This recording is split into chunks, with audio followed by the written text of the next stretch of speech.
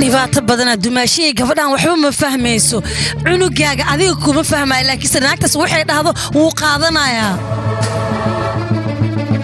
aad mahadsan tahay saay aad iyo aad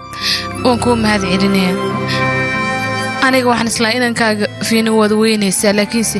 adiga ayaa dib iigu soo celi shambuush day qabtaana shambuush ay love you tahay shambuushka isku dhigo dibkii ahaa kana ana cunayshid kana ana cunaayo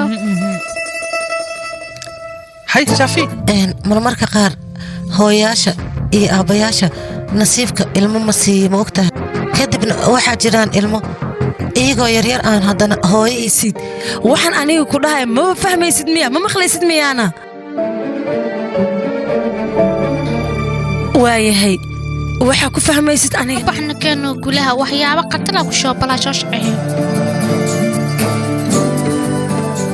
safi tartiib soco saay haddii aad u baahan tahay in aad daawato musalsalada kuwii hore iyo kuwii dhexe sidoo kale musalsalada qaybaha habeen kasta soo gala haddaba sidee ku daawan kartaa ugu horreyn la xiriir WhatsApp numberka shaashada saaran balaas 252